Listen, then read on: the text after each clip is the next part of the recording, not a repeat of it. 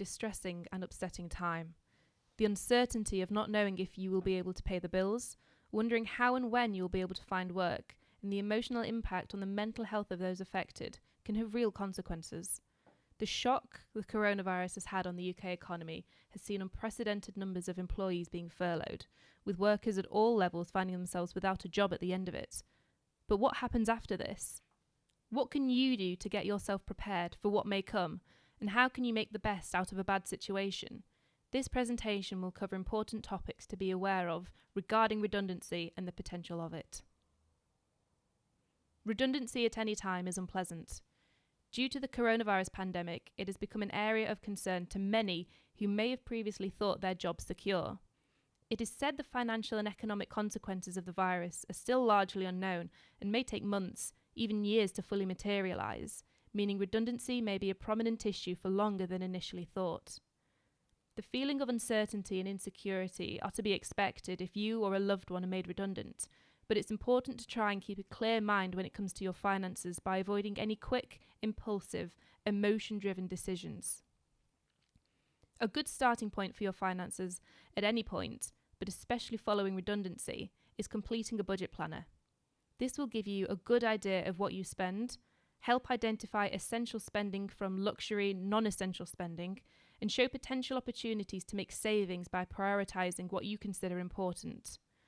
Once you have an idea of how much you spend each month on food, utilities, mortgage repayments, rent, insurance premiums, etc., take a look at your savings and see how long they could cover your monthly outgoings. It is always recommended that you keep an amount in cash for a rainy day, the suggested amount equating to between 6 to 9 months' worth of expenditure. If you do not currently have an adequate amount in cash, this would be the first place we would suggest you focus your savings and any monthly surplus towards. You may have received a redundancy package from work, and as tempting as this is to spend on nice-to-haves, think about how this could go towards supporting you and your family. It could cover months of outgoings without you needing to dip into your savings. With a good plan in place, you can give yourself the peace of mind to confidently say that you can support yourself for the next few months, giving yourself a good amount of time to find another job. If redundancy is happening at the end of your career, you can utilise the redundancy pay in your retirement forecast and planning. When we speak of redundancy, we often think about redundancy packages. This is a lump sum of money that can be made up of various components. What is typically known as statutory redundancy pay is calculated based upon your length of service with your employer and your average weekly wage over the 12 weeks prior to receiving your redundancy notice. On top of this can also be salary, bonus, commission, holiday pay, and payment for other duties performed before leaving.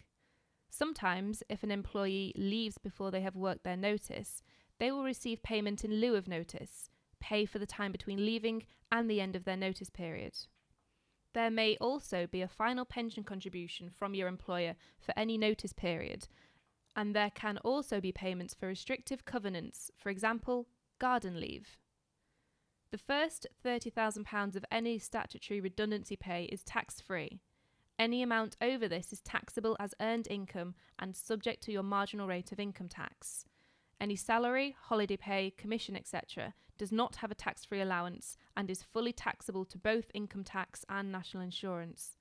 Garden leave is typically treated as earned income, but this could differ and professional advice on this is recommended.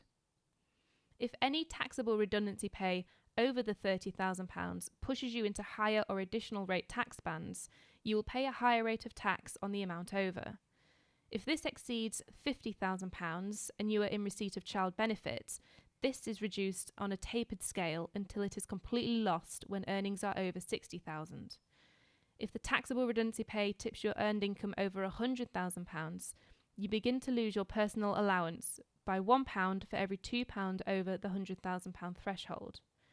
Pension contributions are a way of reclaiming income tax through tax relief, and contributions through salary sacrifice can reduce the earned income to below the £50,000 and £100,000 respective thresholds to reclaim child benefit entitlements and personal allowances. It is recommended that you seek financial advice when considering this, as there are limits to receiving tax relief on pension contributions and your circumstances will need to be assessed, as it might not be the best thing for you to do. Payment holidays are an option to temporarily miss monthly payments on your financial arrangements, such as a mortgage or credit repayment, easing your financial commitments for a few months, but they need to be agreed in advance with your lender. Any unagreed payment holiday may be classed as a missed payment and could affect your credit score. When money becomes short, one option people consider is borrowing through loans or credit cards. This may appear attractive in the beginning, but be aware of any 0% interest deals coming to an end, the interest that is due, and making sure that you can afford to either pay the monthly or lump sum repayments.